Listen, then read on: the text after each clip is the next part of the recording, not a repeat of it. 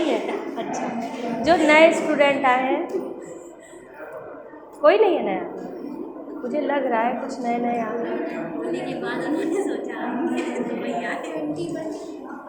आप तो नए नहीं हैं। आप अच्छा, आप कहाँ से हैं?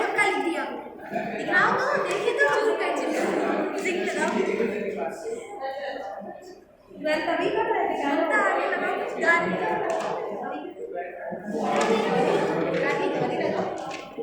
पहले कहीं तैयारी कर रहे थे?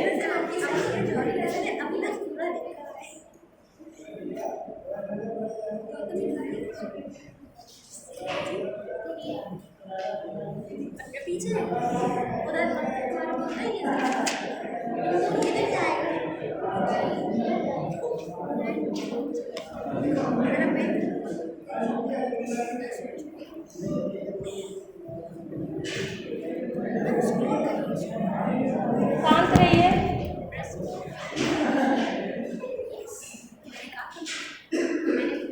आप सब लोग शांत रहेंगे, ठीक है? कोई बात नहीं करेगा और शांत रहेंगे, ठीक?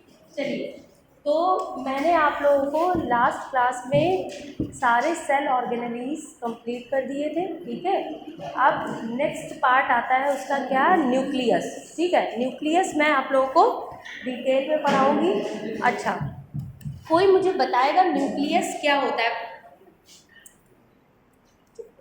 ठीक है, हाँ, न्यूक्लियस क्या होता है, कोई बताएगा? हाँ, ब्रेन होता है। कैसे डिफाइन करेंगे कि न्यूक्लियस क्या होता है? कोई डिफाइन करेगा? न्यूक्लियस, केंद्रक क्या होता है? केंद्रक बताइए, कोई डिफाइन करेगा? किसी को नहीं पता है? हाँ,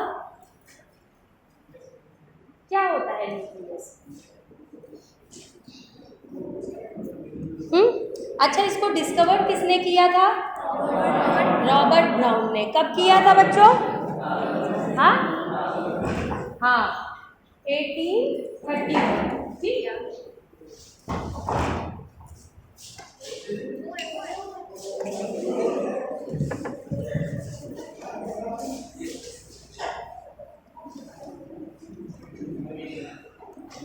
बात मत करिए, आप लोग बात कर रहे हैं। जो बात करेगा मैं बाहर निकाल दूंगी, ठीक है? सबसे पहले रॉबर्ट ब्राउन ने क्या किया था? न्यूक्लियस को डिस्कवर किया था कब? 1830, ठीक है? तो जो न्यूक्लियस होता है, न्यूक्लियस को हम कहेंगे controlling centre of the cell. जो सेल को कंट्रोल करता है वो क्या है? न्यूक्लियस। बिकॉज मैंने पहले भी जब आप लोगों को इंट्रोडक्टरी क्लास बताई थी, तब मैंने बताया था कि जो न्यूक्लियस होता है उसका बहुत इंपॉर्टेंट रोल होता है। न्यूक्लियस के बिना किसी भी सेल की फंक्शनिंग नहीं हो सकती। कोई भी सेल अपना काम क्यों नहीं कर सकता? ऐसा क्या होता है न्यूक्लियस में जो अपना काम नहीं कर सकती है सेल उसके बिना? जेनेटिक इंफॉर्मेशन तो होती हैं, लेकिन जो भी जीन होते हैं, जैसे आप लोगों ने पढ़ा होगा सेगमेंट ऑफ डीएनए, ठीक है? बहुत सारे जीन होते हैं। कौन सी प्रोटीन बननी है, फंक्शनल बननी है, स्ट्रक्चरल बननी है, किसी सेल का क्या फंक्शन है, उस फंक्शन में कौन से फैक्टर इन्वॉल्व होंगे, ये सारी इंफॉर्मेशन किसके पास होती है? न्यूक्लियस के पास, ठीक है ना? अब देखिए, जो न्यूक्लियस होता है, न्यूक्लियस सबसे पहले मैं कुछ जनरल चीजें आप लोगों को बताऊंगी, ठीक है? तो नॉर्मली जो सेल्स होती हैं उनमें एक ही न्यूक्लियस होता है ना? तो जितनी भी सेल्स है, लाइक हमारी भी, हम एनिमल किंगडम में इंक्लूड होते हैं। हमारी जितनी भी बॉडी में सेल्स है सभी में एक न्यूक्लियस है, जिनको हम कहेंगे यूनी न्यूक्लिएटेड, ठीक है? और कुछ सेल्स ऐसे भी होती हैं जिनमें एक से ज़्यादा न्यूक्लियस होता है, ठीक है? पैरामीशियम की कुछ स्पीसीज होती हैं जिनमें एक से ज़्यादा न्यूक्लियस होता है। कोई बताएगा कौन सा होता है पैरामीशियम की स्पीसीज? पैरामीशियम की एक स्पीसीज है जिसमें एक से ज़्यादा न्यूक्लियस होते हैं।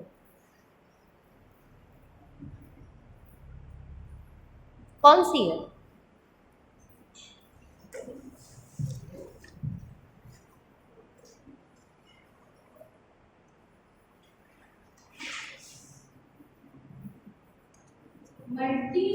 न्यूक्लिएटेड कंडीशन, ठीक है। तो इसमें होगा पैरामीशियम मल्टी माइक्रो न्यूक्लिएटम, ठीक है। इसमें होगा कुछ फंगल हाइफी भी होते हैं जिनमें सीनोसिटिक कंडीशन होती है, पता है ना, सीनोसिटिक, सिंशाइशियल, सीनोसिटिक पढ़ा है प्लांट्स में, ये आप लोगों ने कभी नहीं पढ़ा? कितने लोगों ने पढ़ा है? ये पता है, ये कंडीशंस पूछी जाती हैं। अभी एक के बाद एक सारे टॉपिक्स जब बताऊंगी तो सारी ही चीज़ें बताऊंगी, लेकिन नॉर्मली सेल्स में एक न्यूक्लियस होता है, लेकिन पैरामीशियम मल्टी माइक्रो न्यूक्लिएटम में क्या होता है? More than one nucleus. कुछ सेल्स ऐसी भी होती हैं जो मेच्योर सेल्स में न्यूक्लियस नहीं होता है। कोई बताएगा एग्जाम्पल? हाँ, RBCs of mammal except camel and llama, ठीक है। तो जितनी भी मैमल्स की RBC है, मेच्योर RBCs हैं, उनमें क्या नहीं होता है? न्यूक्लियस नहीं होता है। लेकिन मैमल्स में भी दो एक्सेप्शन, अपवाद ऐसे हैं जिनमें न्यूक्लिएटेड RBC पाई जाती है, वो है कैमल है और लामा है, ठीक है। तो आप न्यूक्लियस, अच्छा, तो मैमल्स की RBC में ऐसा क्यों होता है कि न्यूक्लियस की ज़रूरत नहीं होती? मैं तो बोल रही हूँ कंट्रोलिंग सिस्टम है, तो फिर RBC अपना काम कैसे करेगी अगर इसमें न्यूक्लियस नहीं होगा? RBC का अपना काम होता है ना। RBC का क्या काम होता है? ऑक्सीजन को ट्रांसफ़र, तो उसको ऑक्सीजन को ट्रांसफ़र करने के लिए उसको भी एनर्जी चाहिए। न्यूक्लियस है नहीं, एंजाइम्स बनेंगे नहीं, तो एनर्जी कैसे आएगी? तो ऐसा क्या होता है, ठीक है। इसमें क्या होता है हमारे? Camel and llama. एक और है सीड ट्यूब्स, फ्लोएम या जाइलम? हाँ, फ्लोएम, ठीक है। सीड ट्यूब इन फ्लोएम, ठीक है। ये दो ऐसे एक्सेप्शन है जिनमें इनमें RBC प्रेजेंट होती है। क्या होती है? RBC प्रेजेंट होती है, ठीक है। और जितने भी मैमल्स की RBC है उनमें न्यूक्लियस नहीं होता है, लेकिन इनकी RBC में न्यूक्लियस होता है, और सीड ट्यूब में भी नहीं होती है RBC, ठीक है। सॉरी, न्यूक्लियस नहीं होता है सेल्स में, ठीक है। Lacking of nucleus. तो अब देखो, कोई भी सेल है, लाइक अगर हम फ्लोएम की बात करें, फ्लोएम की सीड सेल्स में न्यूक्लियस नहीं होता है, तो और ये सेल्स डेड होती हैं कि लिविंग होती हैं? लिविंग होती हैं sieve cells, sieve tubes dead होती हैं। इनका काम क्या होता है? क्या काम होता है इनका? ट्रांसलोकेशन ऑफ फूड, ठीक है। तो जिसका भी जो स्पेसिफिक फंक्शन होता है, अगर ये सेल लिविंग कंडीशन में होंगी, जीवित होंगी, तो जो ट्रांसलोकेशन हो रहा है शुगर का, ये खुद ही यूटिलाइज कर लेंगी, खुद ही उसको यूज़ कर लेंगी, तो दूसरे प्लांट के ऑर्गन में नहीं मिलेगा, जिसके कारण क्या होगा? डिफिशियंसी ऑफ फूड की। इसीलिए जो भी ट्रांसलोकेशन सिस्टम है यहाँ पे ये कैसी होती है? डेड होती है। और RBCs में न्यूक्लियस क्यों नहीं होता है? RBCs का एक स्पेसिफिक फंक्शन है कि transportation of oxygen and carbon dioxide, ठीक है। तो अगर उसमें न्यूक्लियस होगा तो सेल का सबसे ज़्यादा स्पेस जो होता है वो न्यूक्लियस कैरी करता है, ठीक है। तो उसको स्पेस को रिड्यूस करने के लिए उसमें मैच्योर होने पे इसमें क्या होता है? न्यूक्लियस डिसअपियर हो जाता है और उसकी जगह पे हीमोग्लोबिन फिल हो जाती है, ठीक है। हीमोग्लोबिन फिल हो जाती है। अब न्यूक्लियस नहीं है, दूसरा क्वेश्चन ये आता है कि न्यूक्लियस है नहीं, तो जो RBC जाके इधर उधर ऑक्सीजन दे रही है, कार्बन डाइऑक्साइड ले रही है, तो उसको एनर्जी कहाँ से मिल रही है? कोई सेल बिना एनर्जी के काम करती है? नहीं करती ना। मैंने बताया ना, पहले क्या करती है? ग्लूकोज का ऑक्सीडेशन, फिर ATP मिलेगा तब वो काम करती है। तो उसमें क्या होता है? उसमें क्रैब्स साइकिल नहीं होती है। ठीक है, उसमें एनर्जी ग्लूकोज का ऑक्सीडेशन होता है, लेकिन किसके थ्रू होता है? पेंटोस फॉस्फेट पाथवे के थ्रू। किसके थ्रू होता है?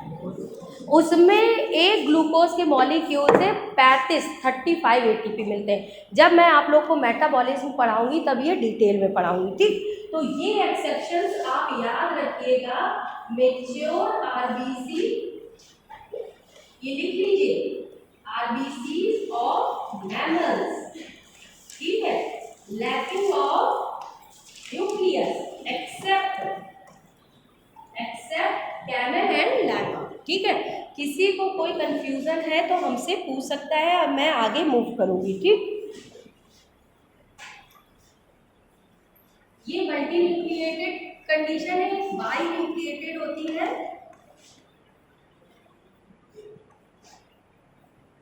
बाई न्यूक्लिएटेड होती है पैरामीशियम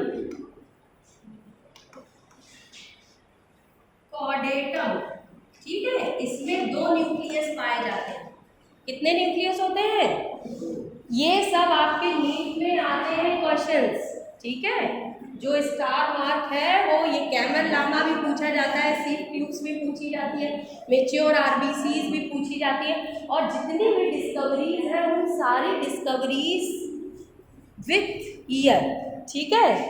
तो नेम ऑफ द डिस्कवरर, जिसने खोजा उसका नाम, और किस ईयर में खोजा, वो सब आप लोगों को याद रखना है, ठीक है। ये हो गया आप लोगों का, ठीक। इसको हटा दूं, लिख लीजिए इसको। किसी को कुछ पूछना हो इसमें तो बताएं, कोई भी चीज़ ना समझ में आई हो। कॉर्डेटम बेटा, CAUDATUM, हाँ बोलो बेटा। वही तो मैं बता रही थी बेटा आपको। देखो, आरबीसी में न्यूक्लियस नहीं होता है, न्यूक्लियस ना होने के कारण उसमें जो पाथवे होता है जहाँ से एनर्जी मिलती है उसको कहते हैं पेंटोस फॉस्फेट पाथवे, ठीक है, पेंटोस फॉस्फेट पाथवे, ठीक। और इससे क्या मिलता है? एक ग्लूकोज के मॉलिक्यूल से, ठीक है, कितने मिलते हैं? 35 एटीपी मिलते हैं। कितने मिलते हैं? 35। और जो नॉर्मल ग्लूकोज का जो ऑक्सीडेशन होता है उसमें ग्लूकोज जाता है, लेकिन इस पाथवे में ग्लूकोज 6 फॉस्फेट एंटर होता है। क्या एंटर होता है? जो सबस्ट्रेट होता है वो क्या होता है? Glucose 6 phosphate. सबस्ट्रेट समझते हैं ना, जैसे ग्लूकोज का ऑक्सीडेशन होता है, ग्लाइकोलिसिस में क्या होता है? ग्लूकोज से पायरुवेट बनता है, ठीक है। लेकिन यहाँ इस पाथवे में ग्लूकोज नहीं आएगा फर्स्ट सबस्ट्रेट, फर्स्ट क्या आएगा? ग्लूकोज 6 फॉस्फेट, ठीक है। तो इसमें टोटल एटीपी कितने मिलते हैं ये मैं मेटाबॉलिज्म में पढ़ाऊंगी, तब मैं डिटेल में बताऊंगी, आप लोग को सारे कंसेप्ट क्लियर करा दूंगी, कभी कोई 1% कंफ्यूजन नहीं होगा आप लोगों को, ठीक है। पहले ये चीज़ें, ये हो गया, इसको हटा दूँ। तो एनर्जी के बिना तो कोई भी सेल काम नहीं करेगी, ठीक है। अगर एनर्जी का डायरेक्ट सोर्स नहीं है तो इनडायरेक्ट सोर्स अवेलेबल होगा तभी वो काम करेगी, ठीक। चलिए, अब स्ट्रक्चर कोई बात कर रहा है पीछे, मैं निकाल दूंगी क्लास से,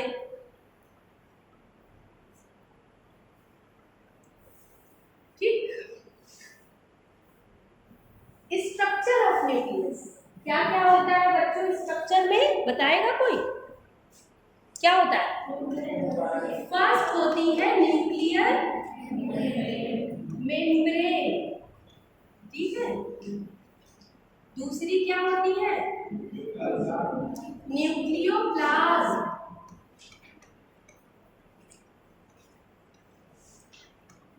तीसरा क्या होता है?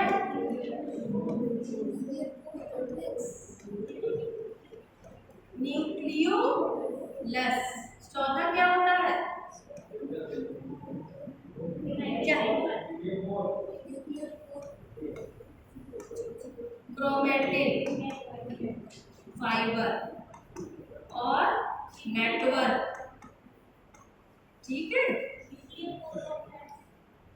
अभी मैं बता रही हूँ बेटा, न्यूक्लियर कोर भी होता है, ठीक है, लेकिन वो स्ट्रक्चर प्रेजेंट होता है न्यूक्लियर मेम्ब्रेन में। अगर हम न्यूक्लियस का बेसिक स्ट्रक्चर की बात करेंगे तो इसके 4 तरह के स्ट्रक्चर, फर्स्ट न्यूक्लियर मेम्ब्रेन होती है, सेकंड न्यूक्लियोप्लाज्म होता है, देन न्यूक्लियोलस होता है, देन क्रोमेटिन फाइबर या क्रोमेटिन नेटवर्क होता है, ठीक है। अगर जिसको समझ में नहीं आए, 1 बार 2 बार 5 बार 10 बार 20 बार 50 बार पूछ सकता है, ठीक है। आप लोग यहाँ पढ़ने आए हो, किसी को किसी से कोई इन्फीरियरिटी कॉम्प्लेक्स फील करने की ज़रूरत नहीं है, ठीक है।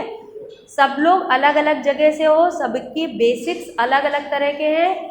किसी को 1 बार में समझ में आएगा, किसी को 2 बार में, किसी को 10 बार में। लेकिन अगर आप बिना समझे जाओगे तो आप अपने आप से चीटिंग करोगे, ठीक है, क्योंकि इसमें मेरा कोई नुकसान नहीं होगा, किसी दूसरे का नहीं होगा। आप पढ़ने आए हो, अगर आपका सिलेक्शन नहीं होगा तो आपका नुकसान होगा, ठीक है। तो कभी भी टीचर से पूछने में कभी भी हेजिटेट नहीं होना, ठीक है। तो देखिए, अब न्यूक्लियर मेम्ब्रेन को और क्या कहते हैं बच्चों?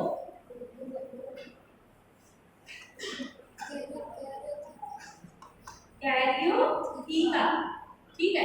न्यूक्लियोप्लाज्म को क्या कहते हैं? कैरियोलिम्फ, ठीक है, लिख लीजिए, ये भी पूछा जाता है। न्यूक्लियर मेम्ब्रेन को क्या कहते हैं? कैरियोथीका, और न्यूक्लियोप्लाज्म को क्या कहते हैं? कैरियोलिम्फ, ठीक है। एक एक करके हम आप लोगों को बताएंगे, इसको लिख लीजिए फटाफट।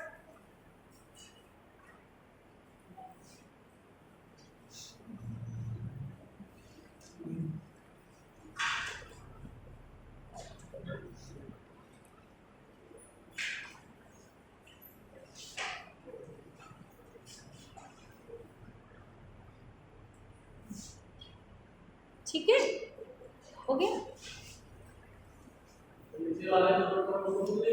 हाँ बेटा, मुझे समझ नहीं आ रहा, तेज बोलो। ये नहीं, इसको न्यूक्लियोलस ही बोलते हैं, इसको क्रोमेटिन फाइबर या नेटवर्क, ठीक है। थ्रेड भी, फाइबर भी, थ्रेड और फाइबर तो एक ही चीज होती है ना, नेटवर्क होता है। अभी मैं बताऊंगी, सारी चीजें क्लियर कर। इसको हटा दो बच्चों, ठीक। देखिए, अब सबसे पहले मैं स्ट्रक्चर आप लोगों को बना के बताती हूँ, फिर मैं थोड़ा सा लिखवाऊंगी, बातें मत करिए।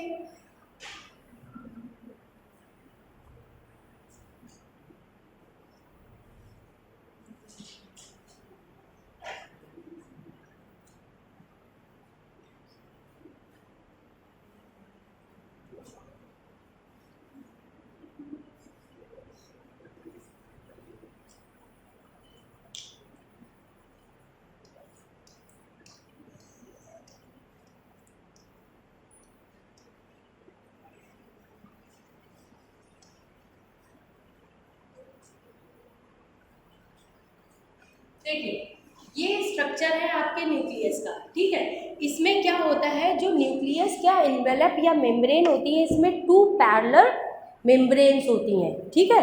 2 पैरेलल मेम्ब्रेन्स होती हैं, और जो आउटर मेम्ब्रेन होती है बच्चों, किससे कनेक्टेड होती है? एंडोप्लाज्मिक रेटिकुलम से, ठीक है। तो ये याद रखिएगा, जो आउटर मेम्ब्रेन होती है वो एंडोप्लाज्मिक रेटिकुलम से कनेक्टेड होती है, और इसके बीच में देखिए ये है आउटर मेम्ब्रेन, ठीक, आउटर मेम्ब्रेन, और ये है इनर मेम्ब्रेन,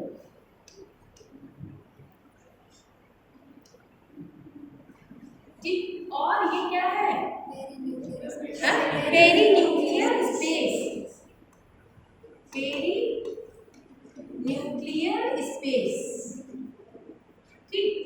ये इसका स्ट्रक्चर, ये क्या है? Nuclear core complex. क्या है? कोर, सिर्फ न्यूक्लियर कोर नहीं कहते बेटा, इसको कहते हैं न्यूक्लियर कोर कॉम्प्लेक्स। अभी मैं बताऊंगी कि इसको न्यूक्लियर कोर कॉम्प्लेक्स क्यों कहते हैं। इसमें जो ये ग्रैन्युलर फ्लूइड लिम्फ होता है, होता है क्या? हाँ, न्यूक्लियोप्लाज्म होता है, ठीक, और ये होता है क्या? न्यूक्लियोलस। न्यूक्लियोलस, ठीक है, ये इसका स्ट्रक्चर है। और इसमें एक और ये जो मेन स्ट्रक्चर है ये क्या है? Chromatin network. सबको समझ में आया स्ट्रक्चर?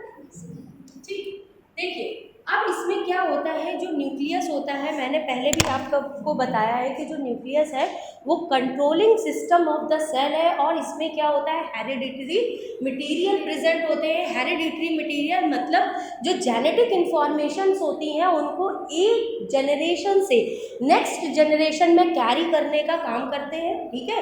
तो ये बहुत ही इम्पोर्टेंट होता है। और जो जिस जनरेशन में ये प्रेजेंट होते हैं उस जनरेशन में सारी ही फंक्शनिंग कंट्रोलिंग किनके पास होती है? न्यूक्लियस के पास होती है। और नेक्स्ट जनरेशन में वो ट्रांसफ़र भी करते हैं, ठीक। अब देखो न्यूक्लियस जो होता है हमारा सेल का बहुत इंपॉर्टेंट पार्ट होता है। क्या होता है इसमें? जो जीन होते हैं। अब कोई भी, जैसे साइटोप्लाज्म मैंने आपको बताया था, साइटोप्लाज्म क्या होता है? न्यूक्लियस के बाहर जो फ्लूइड होता है, ठीक है। साइटोप्लाज्म से किसी भी चीज़ का एक्सचेंज किससे होता है? न्यूक्लियर पोर से होता है, ठीक है, पोर कॉम्प्लेक्स से। लेकिन इसका मतलब ये नहीं है कि कोई भी चीज़, कोई भी प्रोटीन न्यूक्लियर पोर से ईजिली चली जाएगी। यहाँ पे क्या होता है? क्रोमेटिन नेटवर्क होता है, ठीक है। क्रोमेटिन नेटवर्क मतलब सारे क्रोमेटिन नेटवर्क और क्रोमोसोम्स में क्या डिफरेंस होता है? कोई बताएगा मुझे? हाँ, क्रोमेटिन क्या होता है बेटा? हाँ, कंडेंसेशन होता है। देखो जितने क्रोमोसोम होते हैं सारे एंड ओपन होके एंड टू एंड लाइगेट कर देते हैं, ठीक है। और ये क्या बना लेते हैं? एक नेटवर्क जैसा बना लेते हैं, आपस में एक नेटवर्क बना लेते हैं। और अगर इनमें कंडेंसेशन होता है तो क्या बन जाते हैं? क्रोमोसोम्स, ठीक है बच्चों।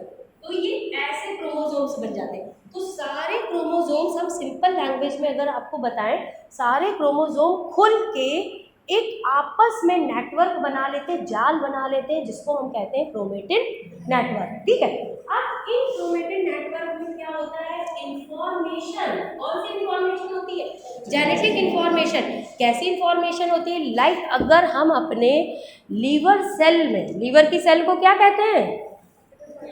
हिपैटोसाइट्स। अगर मान लीजिए हिपैटोसाइट का न्यूक्लियस है और हिपैटोसाइट में लीवर का क्या काम होता है? मैंने आप लोग को बताया है, डिटॉक्सिफिकेशन। प्राइमरी फंक्शन जो होता है वो क्या होता है? डिटॉक्सिफिकेशन। मतलब जितने भी टॉक्सिक्स हम खा रहे हैं उनको डिटॉक्सिफाई करना। उसमें एक एंजाइम बनता है जिसको कहते हैं ग्लूटाथियोन पेरोक्सीडेज। तो ये जो एंजाइम है, ये एंजाइम कौन बनाएगा? हिपैटोसाइट जो सेल है, आगे और हाँ, तो मैं ये बता रही थी, हाँ, मान लीजिए कि हिपैटोसाइट का न्यूक्लियस है, ठीक।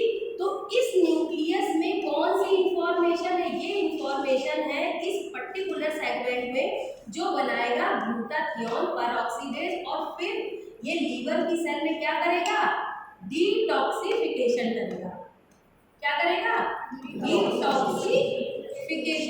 तो यही काम होता है कि बहुत सारे जीन होते हैं हमारे क्रोमेटिन नेटवर्क में, क्रोमोसोम में, और सबका फंक्शन होता है एक प्रोटीन बनाना। कैसे प्रोटीन बनाएंगे? एंजाइम जाएंगे न्यूक्लियस के अंदर, एंजाइम प्रेजेंट होते हैं, वो पहले आरएनए बनाते हैं, ठीक है। डीएनए से क्या बनाएंगे? पूरा नहीं बनाते। मान लो इतना बड़ा है, फॉर एग्जाम्पल यहाँ पे इतनी इंफॉर्मेशन है सिर्फ ये वाले एंजाइम बनने की, तो इतने से सेगमेंट का ये क्या बनाएंगे? एमआरएनए, ठीक है। फिर इसके और एक बात और, जो यूकैरियोट होता है उसमें एचएनआरएनए होता है, ठीक है। फिर ये न्यूक्लियस से बाहर आएगा, कहाँ आएगा? साइटोप्लाज्म में। और साइटोप्लाज्म में आके ये क्या बनाएगा? प्रोटीन। और उस प्रोटीन को हम क्या कहेंगे? Glutathione peroxidase enzyme. तो ये एंजाइम बन गया और क्या हुआ, इसने अपना काम किया, जो भी हम टॉक्सिक खा रहे हैं उसको डिटॉक्सिफाई किया। अगर ये जीन खराब हो गया तो क्या ये एंजाइम बन पाएगा?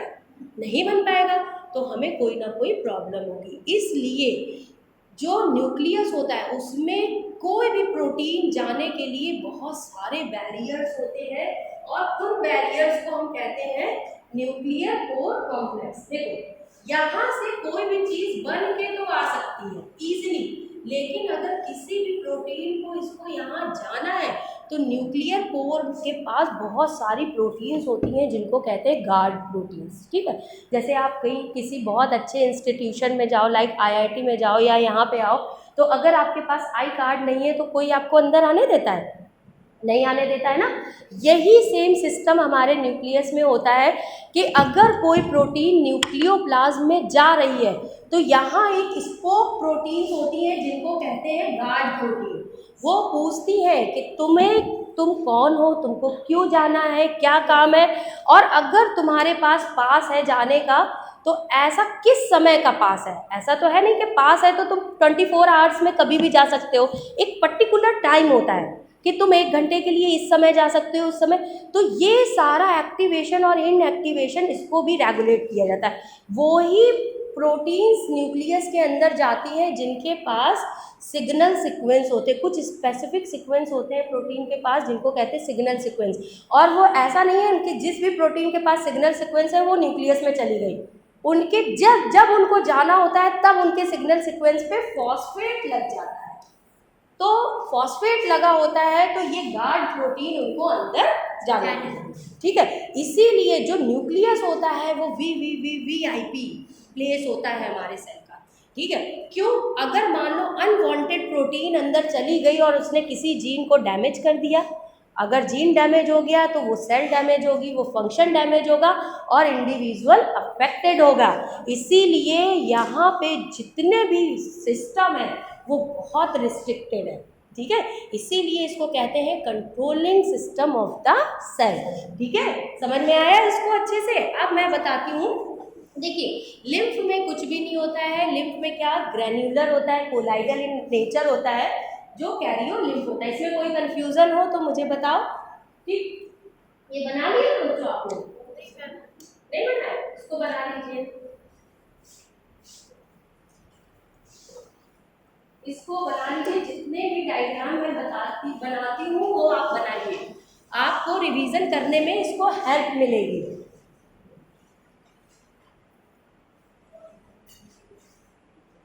किसी को इसमें कुछ ना समझ में आया तो पूछ सकता है, किसी को कुछ पूछना है? हाँ,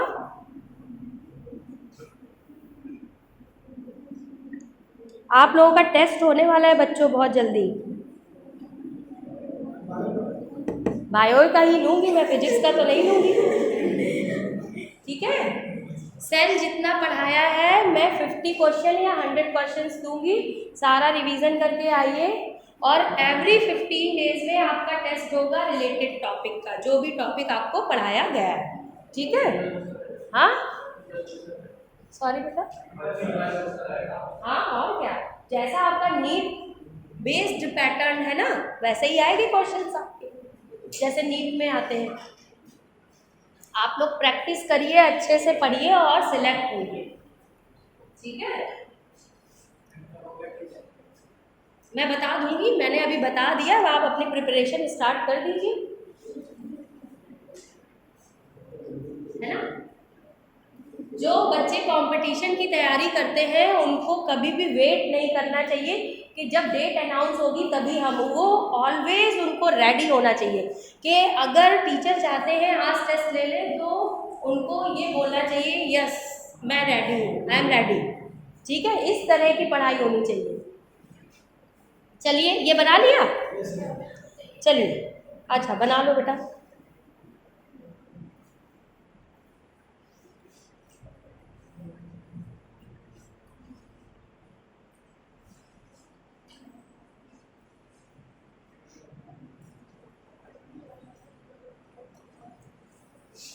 इधर से ये भी लिख लेना किसका मूवमेंट होता है।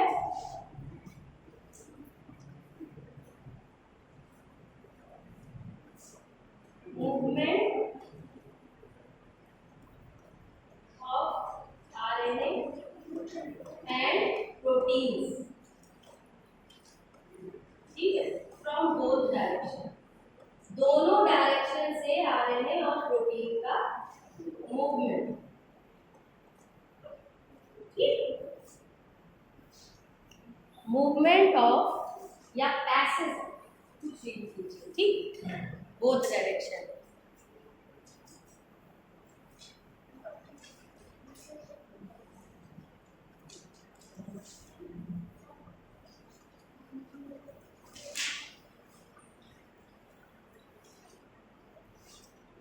घर जाके रीडिंग करते हो बुक्स की, बहुत ज़रूरी है रीडिंग। ठीक है, जो भी टॉपिक पढ़ाया जा रहा है उसकी रीडिंग बहुत ज़रूरी है। हटा दूँ?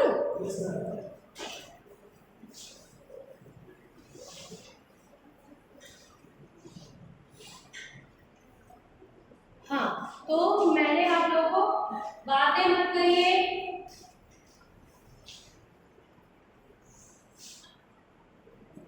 अब न्यूक्लियोप्लाज्म ट्रांसपेरेंट कोलाइडल ट्रांसपेरेंट होता है, और वो क्या उसका क्या फंक्शन होता है, ये कैरी करता है, किसको कैरी करता है, न्यूक्लियोलस को और क्रोमेटिन नेटवर्क को। ठीक है, तो न्यूक्लियोप्लाज्म क्या करता है, लिख लो बच्चों।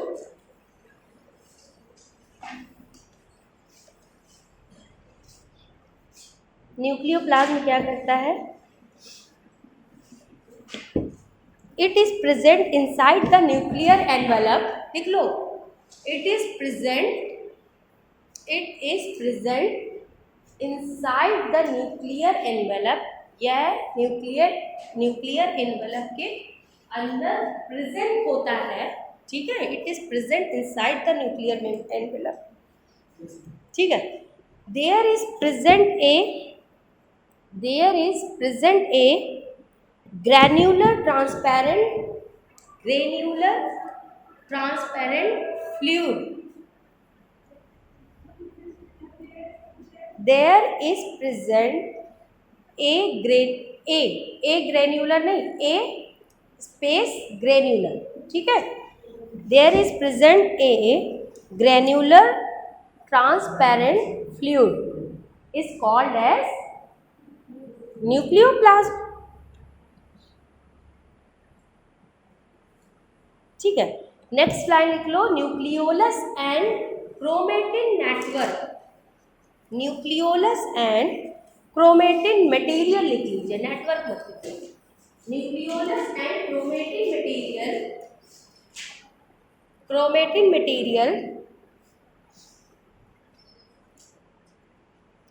Material are present in nucleoplasm.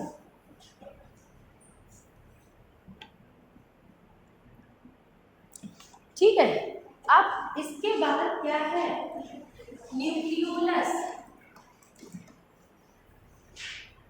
मैंने आप लोगों को बताया था ना, जब मैंने पढ़ाया था तो मैंने बताया था न्यूक्लियोलस क्या होता है, जब सेल डिवीज़न होता है तो ये कहाँ डिसअपियर हो जाता है, ये सारी चीज़ें मैंने आप लोगों को बताई थी। ठीक है, तो न्यूक्लियोलस क्या होता है, ये स्टोर हाउस होता है आरएनए का। क्या कहते हैं, स्टोर हाउस ऑफ आरएनए। क्यों कहा जाता है इसको स्टोर हाउस, क्योंकि जो न्यूक्लियोलर ऑर्गेनाइजिंग रीजन होता है, ठीक है, न्यूक्लियोलस किसको कहते हैं, किसी भी क्रोमोसोम में एक रीजन होता है NOR। क्या होता है, पढ़ा है क्रोमोसोम, अभी मैं बता दूंगी। ठीक है, तो देखिए कोई भी एक क्रोमोसोम है, इसमें एक प्राइमरी कंस्ट्रक्शन है और कुछ क्रोमोसोम्स में एक सेकेंडरी कंस्ट्रक्शन होता है बच्चों। तो इसको हम कहते हैं NOR। क्या कहेंगे, न्यूक्लियोलस ऑर्गेनाइजिंग रीजन। यहाँ पे अबेंडेंस में आरएनए सिंथेसिस होती है। अबेंडेंस समझते हैं, बहुत ज़्यादा। तो ये प्लेस है साइट ऑफ सिंथेसिस ऑफ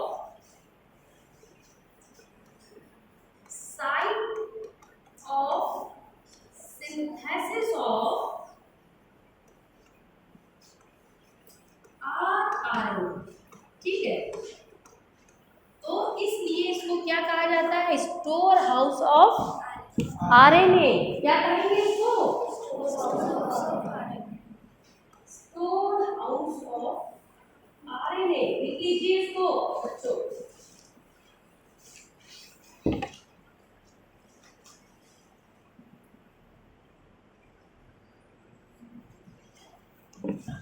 ठीक है, ये कैसा होता है? Dense, spherical and colloidal body होती है, ठीक है, इनसाइड द न्यूक्लियोप्लाज्म। तो इसका भी अपना इम्पॉर्टेंट रोल है। जितना भी आरआरएनए सिंथेसिस होती है, वो आरआरएनए सिंथेसिस, आरआरएनए का क्या काम होता है बच्चों?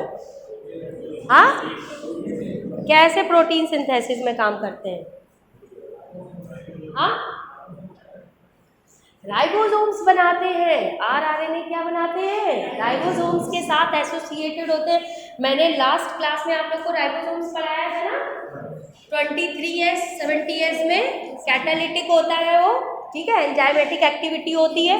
25S किस में होता है? 28S पढ़ाया था मैंने, प्लांट और एनिमल में पढ़ाया था ना लास्ट क्लास में, बहुत सारे बच्चे नहीं आए थे, ठीक है। तो इसको लिख लीजिए, इसको क्या कहा जाता है? स्टोर हाउस ऑफ, ठीक है। तो इसका फंक्शन क्या है? आरआरएनए सिंथेसिस, ठीक है। अब इसके बाद हम लोग इम्पोर्टेंट पार्ट पे आते हैं, न्यूक्लियस का जो सबसे इम्पोर्टेंट पार्ट है, जिसको हम क्या कहते हैं? Chromatin material. क्या कहेंगे? क्रोमेटिन मटेरियल, ठीक। अब देखिए, जो क्रोमेटिन नेटवर्क या मटेरियल होता है वो दो तरह का होता है। कौन कौन सा होता है? यूक्रोमेटिन और हेट्रोक्रोमेटिन। ये कौन बताएगा यूक्रोमेटिन और हेट्रोक्रोमेटिन में क्या डिफरेंस होता है? एक एक लोग कलेक्टिव आंसर मत दीजिए, आप बताइए। क्रोमेटिन जो होता है वो गैस कलर का, यूक्रोमेटिन लाइट कलर। क्यों? और मैं क्योंकि उसमें ज़्यादा फोल्डिंग्स होती हैं। किसमें हेट्रोक्रोमेटिन फोल्डिंग्स ज़्यादा होती है? और आप बताइए किस डाई से स्टेन होता है? बेसिक डाई से, ठीक है। क्यों बेसिक डाई से ही क्यों स्टेन होता है? एसिडिक से क्यों नहीं होता है? हाँ हाँ हाँ, डीएनए किससे बनता है? नहीं बेटा, मैं ये पूछ रही हूँ बेसिक डाई से ही क्यों स्टेन होता है, एसिडिक डाई से क्यों नहीं होता है? डीएनए से बनता है तो डीएनए एसिडिक होता है इसलिए। डीएनए, हमारा जो डीएनए मॉलिक्यूल है वो एसिडिक नेचर होता है ना, उसमें फॉस्फेट ग्रुप होता है ना, तो इसलिए वो बेसिक डाई से स्टेन होता है, ठीक है। स्टेनिंग बताई थी ना मैंने आप लोगों को, किसकी? बैक्टीरिया की, ग्राम पॉजिटिव ग्राम नेगेटिव की। चलिए इसको बताते हैं। देखिए, अगर आपको अच्छे से पढ़ना है तो आपके दिमाग में हमेशा क्वेश्चन मार्क होना चाहिए किसी भी चीज़ के लिए, कि अगर इसका आंसर ये है तो क्यों है, वाई एंड हाउ, ठीक है। तभी आप पढ़ाई अच्छे से कर पाएंगे, रट्टाफिकेशन से कुछ नहीं होने वाला है। बायोलॉजी सबसे ज़्यादा टफ होती है और उसमें कंसेप्ट क्लियर होने चाहिए। अगर आप रटोगे तो रटा हुआ भूल भी जाओगे, ठीक है, और कंसेप्ट क्लियर होंगे तो वो कभी भी नहीं भूलोगे, ठीक। देखिए, एक होता है हेट्रोक्रोमेटिन और एक होता है यूक्रोमेटिन। तो ये क्या होता है? जो डार्क स्टेन लेता है, क्या करता है? डार्क स्टेन लेता है। और ये कैसा लेता है? लाइट स्टेन, लाइट स्टेन लेता है। अब अगर हम स्ट्रक्चर बनाए तो जो हेट्रोक्रोमेटिन होती है वो बाहर होती है और यूक्रोमेटिन अंदर होती है, ठीक है। या फिर हम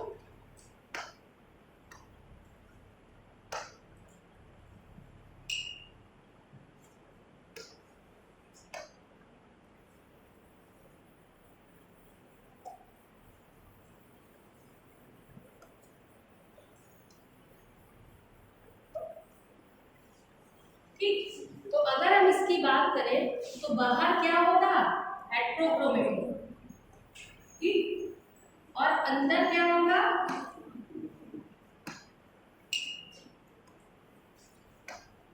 अंदर क्या होगा?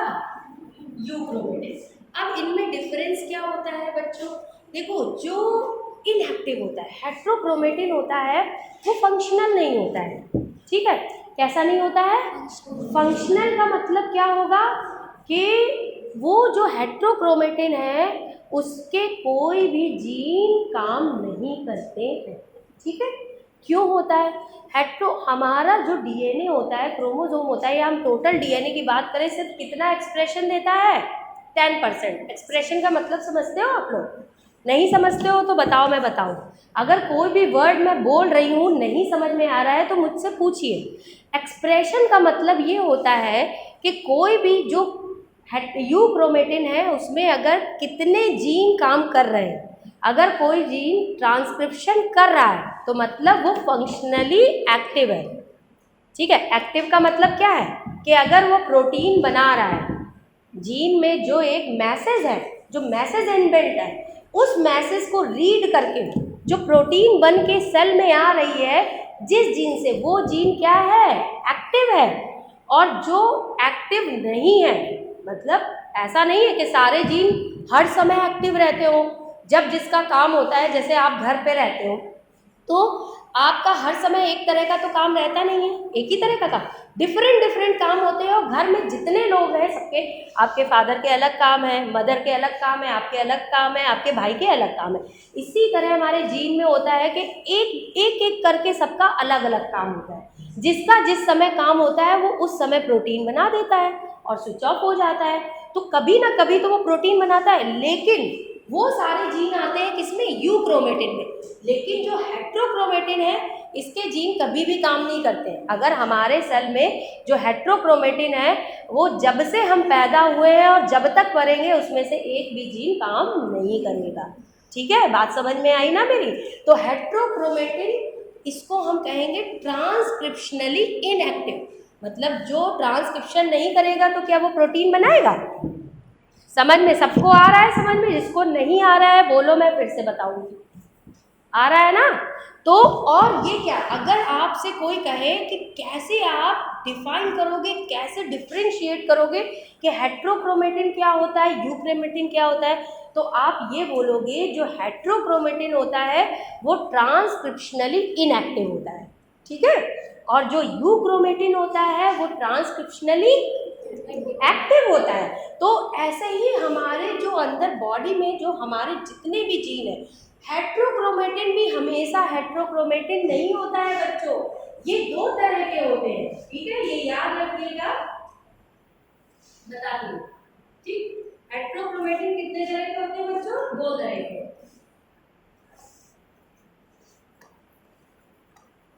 हेट्रोक्रोमेटिन, ठीक। जब मैं जेनेटिक्स पढ़ाऊंगी, ठीक है, जेनेटिक्स में ही पढ़ाऊंगी आप लोगों को, तब मैं बताऊंगी कि इसके कैसे क्या काम होते हैं, उसमें मैं आप लोगों को बताऊंगी। और ये आप लोगों को पता भी होना चाहिए। हेट्रोक्रोमेटिन जो होता है ये दो तरह का होता है, एक होता है फैकल्टेटिव, एक होता है ऑब्लिगेट। क्या होता है? फैकल्टेटिव। फैकल्टेटिव का मतलब क्या होता है बेटा? हाँ, फेवरेबल कंडीशन। फैकल्ट, हाँ हाँ, नहीं, जो ऑब्लिगेट होता है बच्चों वो हर जनरेशन में हेट्रोक्रोमेटिन है, ठीक है। क्या करेगा? हर जनरेशन, जैसे मेरे पेरेंट्स में जो हेट्रोक्रोमेटिन थे ऑब्लिगेट, वो मेरे अंदर भी हेट्रोक्रोमेटिन रहेंगे, मेरे बच्चे के अंदर भी रहेंगे, उनके आगे जनरेशन, हर जनरेशन में ये क्या रहेंगे? हेट्रोक्रोमेटिन। कभी भी इनके जो जीन है उनका प्रोटीन नहीं बनेगा। लेकिन फैकल्टेटिव क्या होते हैं? मान लो जो मेरे पेरेंट्स के अंदर फैकल्टेटिव हेट्रोक्रोमेटिन थे वो मेरे अंदर आके यूक्रोमेटिन हो गए, फिर मेरे अंदर यूक्रोमेटिन है, मेरे बच्चों के अंदर वो फिर से फैकल्टेटिव हेट्रोक्रोमेटिन, तो वो नेक्स्ट जनरेशन में जाके यूक्रोमेटिन में, एक जनरेशन में यूक्रोमेटिन होते हैं और अगली जनरेशन में हेट्रोक्रोमेटिन में कन्वर्ट हो जाते हैं, ठीक है। तो समझ, तो ये ऑब्लिगेट फैकल्टेटिव, ये कभी भी यूक्रोमेटिन नहीं बन सकते, नेवर, ठीक है। लेकिन ये यूक्रोमेटिन बनते हैं नेक्स्ट जनरेशन में, ठीक है। समझ में आया? इसमें कोई कंफ्यूजन? अच्छे से आया समझ में ना? ठीक, इसको हटा दो। अब इसके बाद बच्चों यूक्रोमेटिन, ठीक। हाँ, हेट्रोक्रोमेटिन देखो बेटा होता क्या है, मैं आप लोगों को बताऊँ, ये अच्छा क्वेश्चन आपने पूछा है। देखो जब गेमीट होता है, ठीक है, गेमीट क्या होता है बेटा? स्पर्म होता है, ओवम होता है, ठीक। तो गेमीट से क्या होगा? फ्यूजन होगा, क्या बनेगा? जाइगोट बनेगा। जाइगोट क्या होती? एक सेल होती, यूनिसेलुलर, और उससे पूरी कॉम्प्लेक्स बॉडी लाइक हमारे या प्लांट बन जाती है। तो आप सोच सकते हो कि एक वही क्रोमोसोम थे 46, और वो कैसे थे? सिमिलर थे, और उस सिमिलर क्रोमोसोम से इतनी कॉम्प्लेक्स बॉडी कैसे बन गई? तो क्या होता है, जितने भी गैमेट्स होते हैं उनमें सारे ही जीन काम करते हैं। हमारे गैमेट्स जो होते हैं वो 100% यूक्रोमेटिन होते हैं, उनके क्रोमोसोम जो होते हैं उनमें कोई भी जीन जो क्रोमोसोम होता है, कोई भी जीन ऐसा नहीं होता है जो काम नहीं करता है। लेकिन क्या होता है कि जब एम्ब्रियोनिक डेवलपमेंट हो रहा है तो वो प्रोटीन्स तो अलग होती हैं, सेल डिवीज़न होना होता है, ऑर्गन बनना होता है, प्रोटीन बननी होती है, ऑर्गन को अपने अपने प्लेस पे जाना होता है, उनकी फंक्शनिंग। तो वो सारी जो प्रोटीन है, उन प्रोटीन का क्या अब हमारे जो हमारी लाइफ है उसमें काम है? नहीं है ना। तो वो उस समय काम करती है प्रोटीन, और उसके बाद वो हमेशा के लिए स्विच ऑफ हो जाती है। कब? एम्ब्रियोनिक डेवलपमेंट में वो काम करते हैं। जो हेट्रोक्रोमेटिन के जीन होते हैं वो किसमें काम करते हैं? एम्ब्रियोनिक डेवलपमेंट में, और फिर वो मतलब उन जीन को हम कहते हैं लग्जरी जीन, ठीक है। अब जिनको काम नहीं करना पड़ता है, उनकी लग्जरी लाइफ होती है ना, तो उनका भी, और वो क्या करते हैं? सिर्फ लाइफ में एक बार एक्सप्रेशन दिया, उन्होंने बस अपना काम एक बार कर लिया 9 महीने, उसके बाद पूरी लाइफ आराम कर रहे हैं, तो उनको इसलिए हम लोग क्या कहते हैं? Luxury gene. लेकिन यही लग्जरी जीन जो होते हैं, अगर इनमें म्यूटेशन हुआ तो ये कैंसर में बदल जाते हैं, समझ लो। तो ये जो म्यूटाजेंस आते हैं हमारी बॉडी में, अगर they will give expression once in a life, सिर्फ लाइफ में एक बार काम करेंगे, और अगर दोबारा से अगर वो इंड्यूस किया गया उनके काम को तो वो कैंसर बनाते हैं। इसीलिए इतना फ्रिक्वेंट कैंसर हो रहा है इस समय। 20 लोगों में से 8 लोगों को कैंसर मिलता है, क्योंकि हमारी इन्वायरमेंटल कंडीशंस जो हैं वो बहुत ख़राब हो चुकी है। हम लोग टोटली म्यूटाजेंस के एक्सपोजर में रहते हैं, ठीक है। तो ये सारी चीज़ें, बहुत सारे रीज़न हैं जो कैंसर बहुत फ्रिक्वेंटली बढ़ रहा है, ठीक है।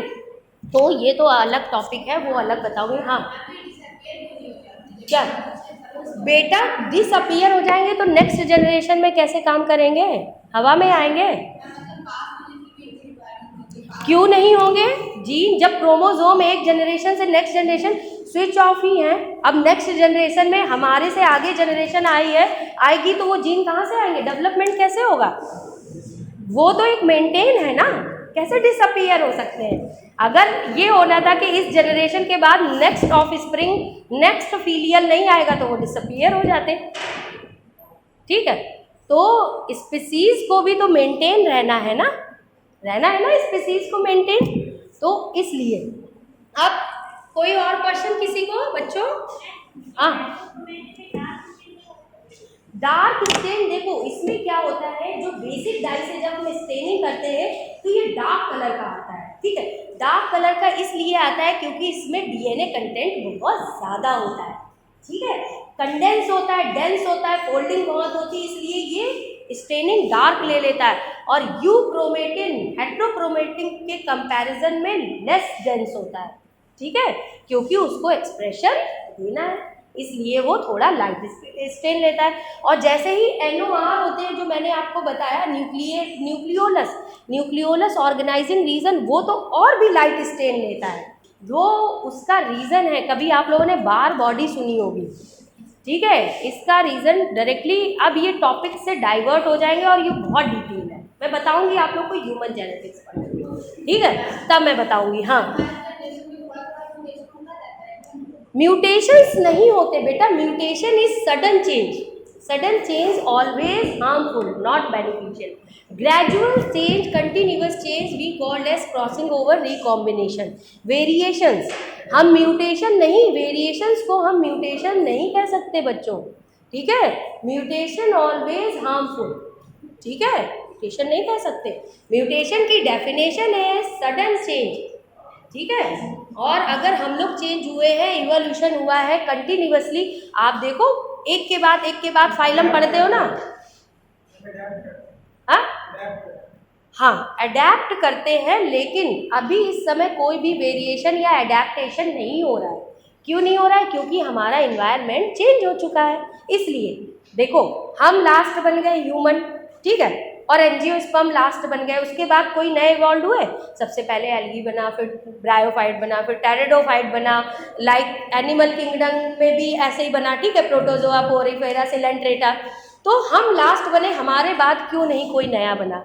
ऐसा ह्यूमन नहीं बना जिसमें विंग आ जाए, हैं, जो फ्लाई करे, ठीक है। नेचर ने सोच समझ के किया है, हम बहुत ज़्यादा क्लेवर हैं। अगर हमारे विंग आ जाए तो यहाँ की ट्रैफिक ऊपर पहुँच जाएगी ना, इसलिए, ठीक है। चलो यूक्रोमेटिन में आते हैं, शांत रहिए बच्चों, डोंट टॉक।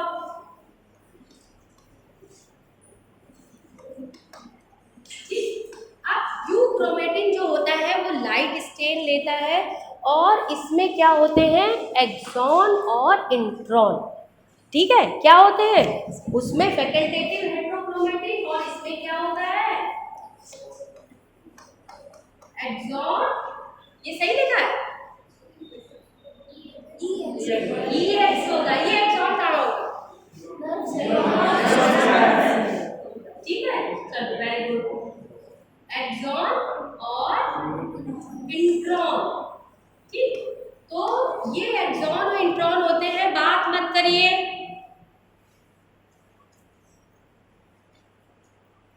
ठीक। देखिए ये है, हम एक लीनियर डीएनए बना के दिखा रहे हैं, ठीक। तो मान लीजिए यहाँ पे एक्सॉन होगा, यहाँ एक्सॉन होगा, ठीक है, यहाँ इंट्रॉन हो सकता है, फिर एक्सॉन, फिर इंट्रॉन, ठीक। तो ऐसे मिक्स होता है। जो इंट्रॉन होता है वो नॉन कोडिंग रीजन होता है, ट्रांसक्रिप्शन होता है, ट्रांसक्रिप्शनली एक्टिव होता है। यही डिफरेंस होता है इंट्रॉन में और हेट्रोक्रोमेटिन में, ठीक है।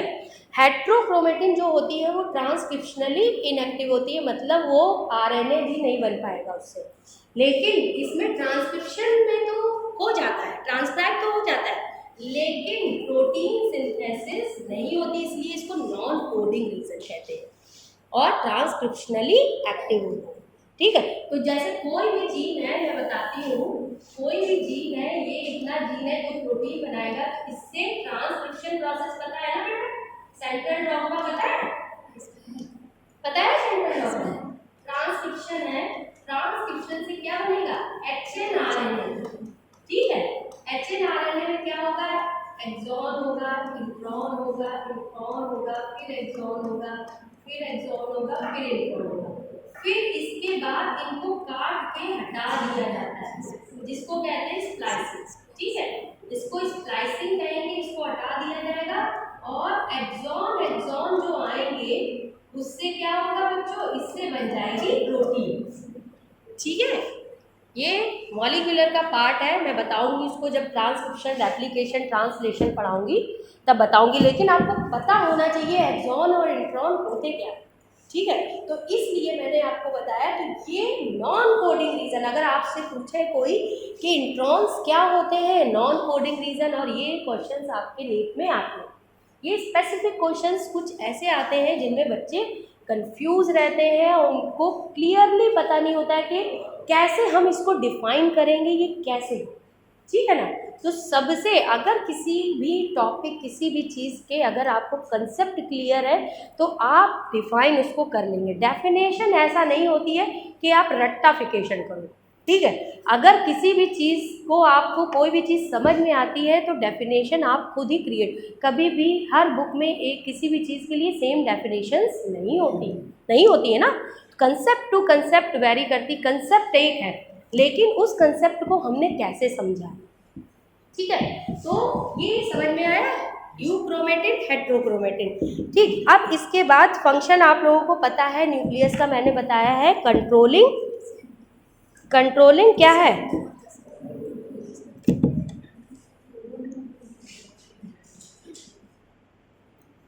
कंट्रोलिंग यूनिट होती है हमारी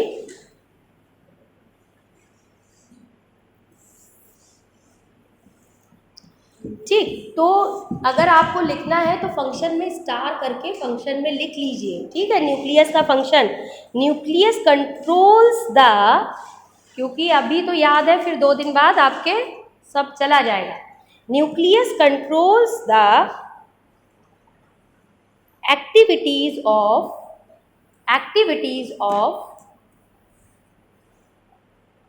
ऑर्गेनेलीज। Nucleus controls the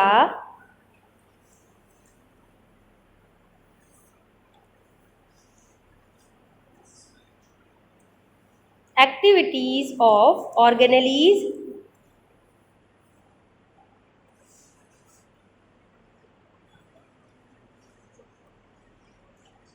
ठीक है, hence called as the controlling center of cell,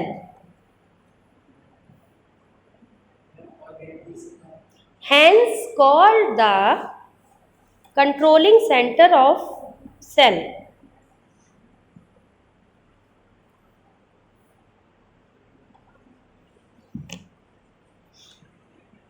ठीक, स्टार मार्क करके लिख दिया ना। इसमें सेकंड फंक्शन भी लिख दीजिए, also play a major role in, also plays लिख लेना, a major role in heredity. Heredity तो आपको पता है ना, ठीक। हेरेडिटी और जेनेटिक्स में क्या डिफरेंस होता है? वो स्टडी होती है और हेरिडिटी जो पास ऑन होते हैं। क्या पास ऑन होते हैं, क्या डिफरेंस होता है हेरिडिटी और जेनेटिक्स में? उसको हेरिडिटी कहते हैं और जेनेटिक्स किसको कहते हैं? Study of heredity and variation. Study of heredity and variation. Heredity and variation, ठीक है। हाँ, तो क्रोमेटिन नेटवर्क भी थोड़ा सा लिख लीजिए, आप लोग को लिखा दूँ, ठीक। लिखिए, द इंटरफेज न्यूक्लियस,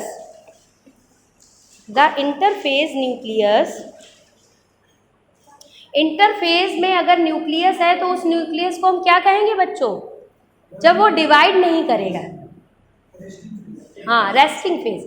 लिख लो हाँ, क्रोमेटिन नेटवर्क पर लिख लो, the interphase nucleus has highly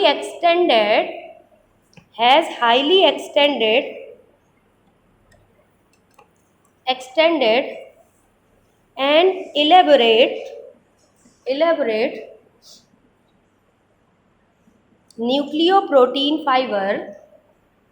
nucleoprotein fiber called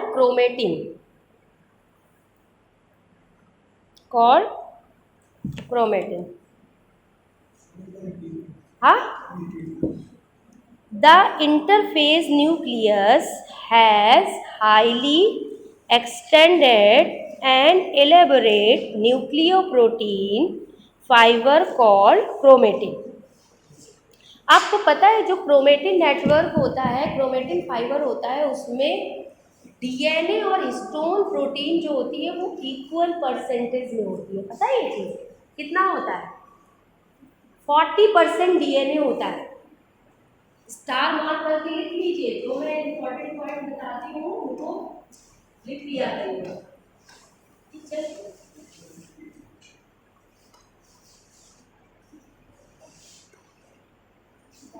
ठीक, हाँ, जो क्रोमेटिन नेटवर्क होता है बच्चों, उसमें 40% डीएनए होता है, 40% हिस्टोन प्रोटीन होती है और 10% आरएनए होता है, 10% नॉन हिस्टोन प्रोटीन होती है। लिख लीजिए, ठीक है। 40% क्या होगा? डीएनए और 10% आरएनए, 40% हिस्टोन प्रोटीन, ठीक है, और 10% नॉन हिस्टोन प्रोटीन, ठीक, ये याद रखिएगा। और आपको पता है जो प्रोकैरियोटिक डीएनए होता है उसको क्रोमोसोम नहीं कहते, पता है ना, CCC DNA कहते हैं। CCC DNA का मतलब क्या होता है? ट्रिपल सी DNA कहते हैं ना प्रोकैरियोटिक DNA को। क्या कहते हैं बताइए बच्चों, पूछा जाता है आपकी नीट में। ट्रिपल सी का मतलब क्या होता है? देखा है क्वेश्चन? देखा है? नहीं देखा? पूछा जाता है। कंप्लीटली क्लोज सर्कुलर DNA क्या कहा जाता है? Close circular DNA। तो प्रोकैरियोटिक DNA को क्रोमोसोम क्यों नहीं कहा जाता है?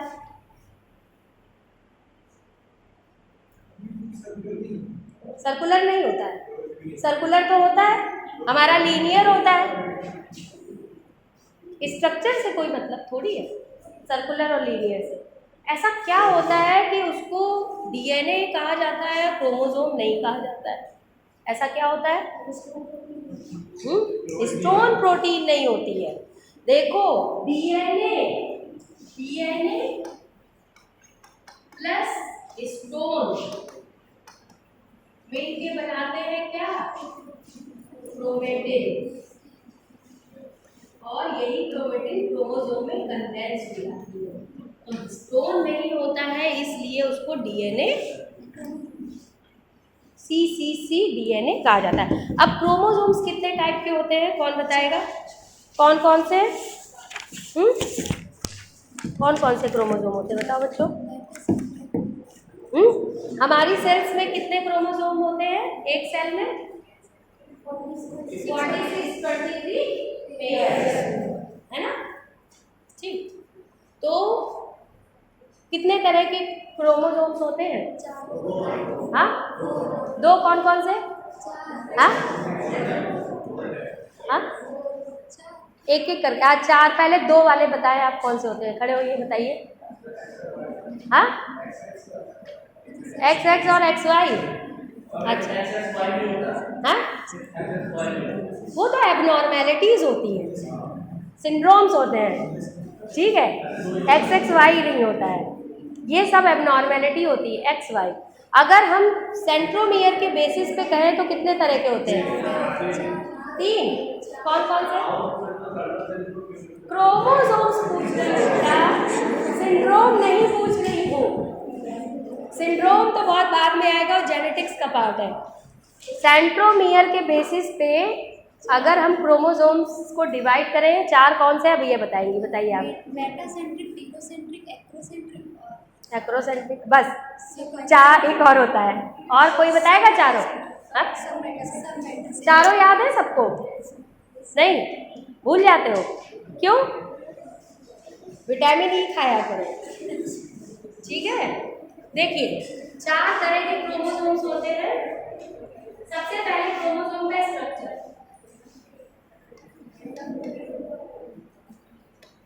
स्ट्रक्चर ऑफ क्रोमोसोम,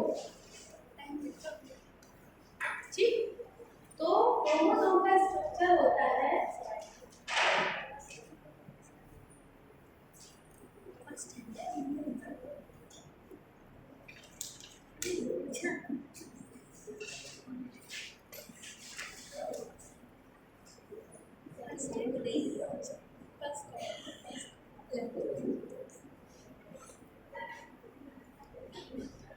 बात मत करिए, मैं बोल रही हूँ ना, बात मत करिए, ठीक। ये क्या है? ये क्रोमेटिड है।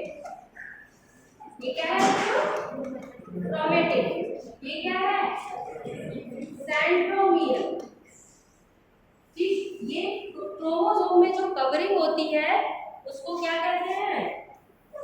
पेलिकेल। ऐसा भी स्ट्रक्चर है। ये जो कवरिंग होती है, इस कवरिंग को क्या कहते हैं? पेलिकेल की कवरिंग, ठीक है। और भी मैंने बताए थे एक्सेप्शन, जब मैंने बताया था प्लाज्मा मेम्ब्रेन, तब बताया था ना एक्सेप्शंस, बताए थे। तो देखिए ये क्या है? पेलिकेल है और ये सेंट्रोमियर है। और ये क्या है? जब ये सेपरेट होंगे तो इनमें क्या होते हैं? दो क्रोमेटिड होते हैं, ठीक। दो क्रोमेटिड होते हैं। अब इसके बाद जो सेंट्रोमियर के बेसिस पे on the basis of centromere. कितने तरह के क्रोमोसोम्स होते हैं? 4 टाइप्स के। कौन कौन से? Metacentric, acrocentric, telocentric. याद रहता है ना सबको? ठीक है। अगर सबको याद नहीं रहता है तो आप लोग याद रखना मस्त, ठीक है।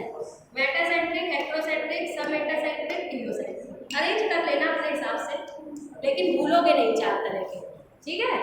तो क्रोमोसोम कैसे होते हैं? मस्त, ठीक है। होते ही है मस्त, नहीं होते हैं? होते हैं ना। सेल को कंट्रोल करते हैं, सारी फंक्शनिंग को कंट्रोल करते हैं, ठीक। ये बना लिया डायग्राम? बनाओ जल्दी बनाओ। हाँ यस, हाँ। Functional segment of the DNA is called cistron, जो प्रोटीन सिंथेसिस करता है। रेकॉन होता है, न्यूट्रॉन होता है, सिस्ट्रॉन होता है, ठीक है। नहीं, फंक्शनल। देखो जो डीएनए में हमारा, जैसे मैंने आपको एक्सॉन और इंट्रॉन बताया, ठीक है। तो जो सेगमेंट प्रोटीन सिंथेसिस के लिए रिस्पॉन्सिबल होगा उसको सिस्ट्रॉन कहते हैं, ठीक है। और जो म्यूटॉन होता है उस सेगमेंट में म्यूटेशन होता है, ठीक है। और जो रेकॉन होता है उस सेगमेंट में रिकॉम्बिनेशन होता है। जेनेटिक्स का पार्ट है, बताऊँ, ठीक है। ये बना लो बच्चों। मज़ा आ रही पढ़ने में? टफ तो नहीं लग रहा है? अच्छा लग रहा है पढ़ने में? इंटरेस्ट आ रहा है ना? ठीक, इसको हटा दें। चलिए, तो अब 4 तरह के क्रोमोसोम्स होते हैं। मेटासेंट्रिक जो होता है उसमें क्या होता है बच्चों? सेंट्रोमियर बीच में होता है, मिडिल में, ठीक है। तो इसको हम क्या कहते हैं? वी शेप भी ये बनाता है। ऐसा बनाता है वी शेप, मेटासेंट्रिक, ठीक। आप लिख लीजिए इसको। सब मेटासेंट्रिक कैसे होगा? थोड़ा स्पेस पर हो जाएगा।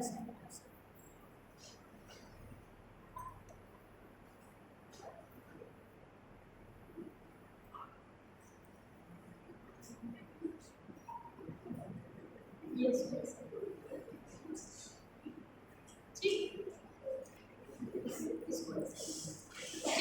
ये है मिडिल से थोड़ा सा ऊपर, ठीक। सब मेटासेंट्रिक, ठीक। एक्रोसेंट्रिक किसको कहेंगे बच्चों?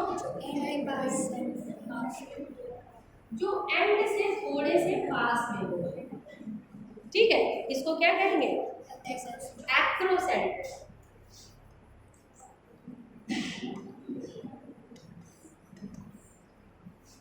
ठीक। लास्ट कौन सा होता है? टीलोसेंट्रिक, जो टर्मिनल पे हो, ठीक। इसको क्या कहेंगे? टीलोसेंट्रिक, ठीक। और टीलोसेंट्रिक जो क्रोमोसोम्स होते हैं वो ह्यूमंस में एब्सेंट होते हैं, ठीक है। याद रखिए, लिख लीजिए। ह्यूमंस में कैसे होते हैं? एब्सेंट होते हैं।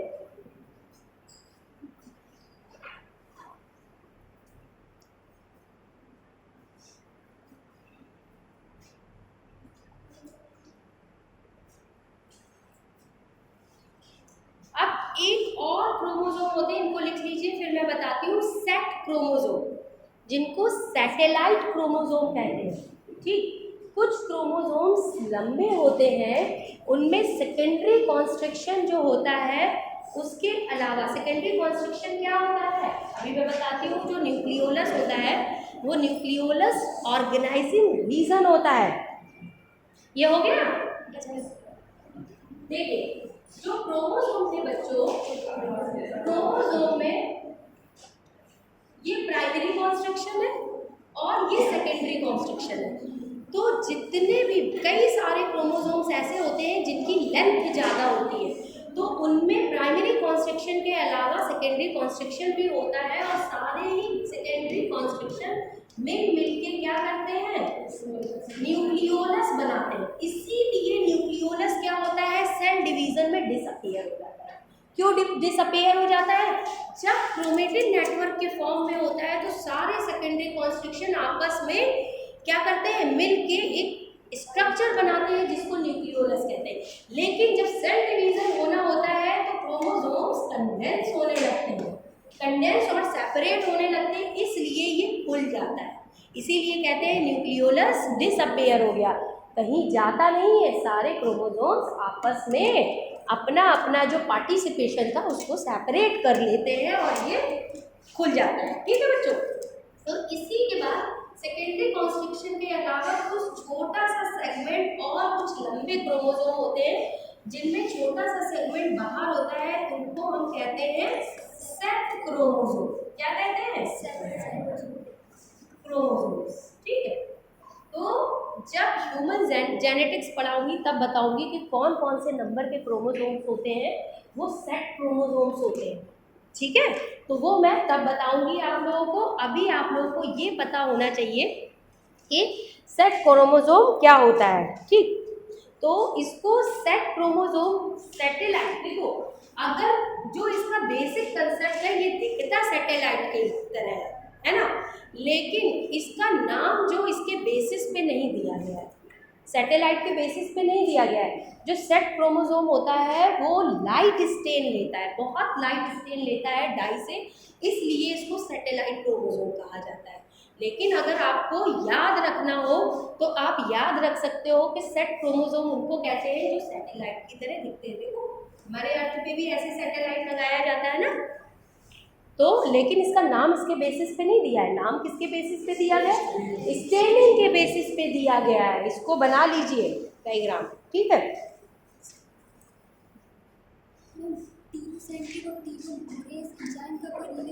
हाँ बहुत सारा है, वो रिलेशन होता है। टीलोमरेज एंजाइम होता क्या है आप बताओ, कब कहाँ पढ़ा मुझे बताओ तो मैं बताऊंगी आपको।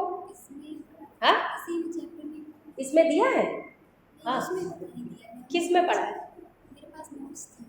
MSc के नोट्स थे। हाँ हाँ 12th के नोट्स में टीलोमियर। देखो जो टीलोमियर जो होता है वो एंड पार्ट होता है डीएनए का, जो हमारी एजिंग होती है ना उस पर रिस्पॉन्सिबल होता है। जब माइटोसिस होती है, हर माइटोसिस के बाद हमारा क्रोमोसोम छोटा होता जाता है, इसीलिए हमारी एजिंग होती है और हमारी डेथ होती है। ठीक है, और आपको पता है हमारी रिसर्च ये हो चुकी है, ह्यूमन इमॉर्टल हो सकते हैं, कोई भी एनिमल इमॉर्टल हो सकता है, बस एक्सीडेंटल डेथ नहीं होनी चाहिए। जो नेचुरल डेथ है उस पर कंट्रोल है, क्योंकि जो टीलोमरेज एंजाइम होता है वो क्या करता है, वो एंड पार्ट जो डीएनए होता है क्रोमोसोम के एंड पार्ट को रेप्लिकेट करता है। जब कभी भी माइटोसिस होगा तो माइटोसिस होने से पहले एस फेज में रेप्लिकेशन होता है, एक डीएनए से 2 डीएनए बनते हैं, तो उस समय जो एंड पार्ट का डीएनए है सोमेटिक सेल्स में वो धीरे धीरे पूरा डीएनए रेप्लिकेशन नहीं होता, एंड का छूट जाता है, इसीलिए सेल्स में एजिंग होती जाती है। ठीक है, तो वो जो टीलोमरेज एंजाइम है वो सिर्फ एक्टिव होता है एम्ब्रियोनिक डेवलपमेंट के समय। ठीक है, तो एम्ब्रियोनिक डेवलपमेंट में भी हमारे बहुत रॉयल जीन्स काम करते हैं, लग्जरी जीन्स, तो वही एक्टिव होते हैं। ठीक है, तो टीलोमरेज एंजाइम नॉर्मली जब बर्थ हो जाती है उसके बाद डिवीज़न के बाद हर बार क्रोमोसोम लेंथ में छोटा होता है, और अगर टीलोमरेज एंजाइम एक्टिव कर दिया जाए तो वो लेंथ में छोटा नहीं होगा और सेल इमॉर्टल होगी। ठीक है, हाँ हाँ, अभी एक्सप्लोजन होने के लिए टाइम है, तब तो बहुत जल्दी एक्सप्लोजन हो जाएगा है, पॉपुलेशन एक्सप्लोजन। इसीलिए कहते हैं जो ह्यूमंस है ना सिर्फ अपने वेलफेयर के लिए सोचते हैं, हम ना मरे बाकी सब मर जाए, है ऐसा है ना। तो ये सही नहीं है, सारी ही जितनी भी स्पीसीज़ मेंटेन है सभी मेंटेन होनी चाहिए, किसी की भी ऐसा नहीं है कि एक की। अब हम लोग जंगलों से बाहर हो गए तो हमारी पॉपुलेशन एक्सीड हो गई। ठीक है, तो चलिए 2 स्पेशल क्रोमोसोम्स होते हैं, कौन से होते हैं बच्चों बताइए? 2 स्पेशल क्रोमोसोम्स होते हैं, लार्ज लैम्ब्रेस और पॉलीटीन। लैम्ब्रेस क्रोमोसोम ये लार्जेस्ट क्रोमोसोम्स होते हैं, किसमें प्रेजेंट होते हैं बच्चों? लैम्ब्रेस जो होता है वो साइट ऑफ एम्फीबियंस, ठीक है। और पॉलीटीन क्रोमोसोम किस में प्रेजेंट होता है? चीरोप्टेरा, डायप्टेरा या चीरोप्टेरा, जीनस चीरोप्टेरा, इंसेक्ट्स जिसमें होते हैं, ठीक है। उसमें ये क्या करते हैं, बाल बियाने रिंग बनाते हैं। इनको डिटेल में और बहुत सारी डिटेल है, मैं बताऊंगी, ठीक है। तो ये लार्जेस्ट क्रोमोसोम है। ये भी आप लोगों का क्वेश्चन आता है कि जो लार्जेस्ट क्रोमोसोम है वो किस में प्रेजेंट होते हैं, ठीक। तो इनका काम हेरिडिटी में होता है या नहीं होता है, ये आप लोगों के लिए होमवर्क, ठीक है। कल मिलेंगे तो कल पूछेंगे, ये होमवर्क लिख लीजिए। जो लैम्ब्रेश क्रोमोसोम है और पॉलीटीन क्रोमोसोम है, इनका हेरिडिटी में काम होता है या नहीं होता है, या कोई स्पेसिफिक फंक्शन होता है? उसमें सोमैटिक पेयरिंग स्पेसिफिक फंक्शन होती है। कल बताइएगा, सबको पढ़ना है सब। कल पूछूंगी मैं कल। हाँ, लैम्ब्रेस oocyte ऑफ एम्फीबियंस, ठीक है। किसमें पाया जाएगा? एम्फीबियंस के oocytes में। और पॉलीटीन चीरोप्टेरा या डायप्टेरा, डायप्टेरा भी सही है, ठीक है। चीरोप्टेरा, जो नॉन चीरोप्टेरा, पता है कौन से इंसेक्ट होते हैं? नॉन बाइटिंग इंसेक्ट होते हैं, जीनस चीरोप्टेरा, नॉन बाइटिंग इंसेक्ट्स, ठीक। हाँ, ठीक। कोई क्वेश्चन किसी को इसमें न्यूक्लियस में कुछ पूछना हो मुझसे बताए। हाँ, लैम्ब्रेश और ये थ्रेड नहीं है बेटा, ये बनाया था, ये ऐसा बना, ठीक है। सारे क्रोमोसोम के सेकेंडरी कॉन्स्ट्रिक्शन मिल के न्यूक्लियोलस बनाती है, ठीक है। सिंपल लैंग्वेज में जितने भी क्रोमोसोम लंबे होते हैं जिनमें सेकेंडरी कॉन्स्ट्रिक्शन होता है, उन सब के सेकेंडरी कॉन्स्ट्रिक्शन मिल के क्या बनाते हैं? न्यूक्लियोलस, ठीक है।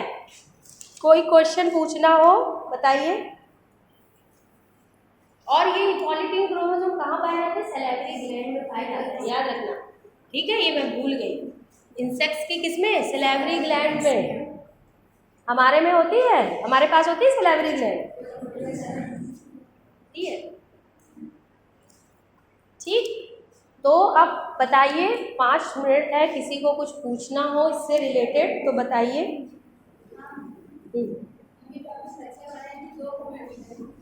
हाँ,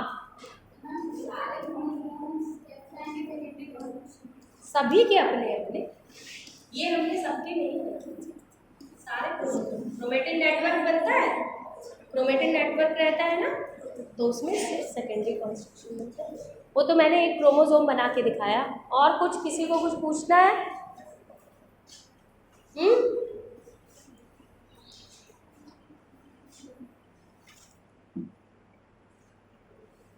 समझ में आया न्यूक्लियस अच्छे से, ठीक। अब आप लोगों को नेक्स्ट टॉपिक बायोमॉलिक्यूल पढ़ाऊंगी या सेल डिवीज़न पढ़ाऊंगी। आपको जो पढ़ना, दोनों ही बहुत इंपॉर्टेंट है। देखिए, सेल बायोलॉजी में सभी इंपॉर्टेंट है, आपको बायोमॉलिक्यूल भी पढ़ना है, सेल डिवीज़न भी पढ़ना है, ठीक है। सिग्नल ट्रांसडक्शन भी, सेल बायोलॉजी तभी कंप्लीट होगी। और सेल बायोलॉजी बहुत इंपॉर्टेंट है, दूसरे टॉपिक्स को पढ़ने से पहले इसको आना बहुत ज़रूरी है, ठीक है। तो टेस्ट के लिए आप लोग तैयार हो जाइए, मैं किसी दिन भी टेस्ट लूँगी, ठीक है, ओके।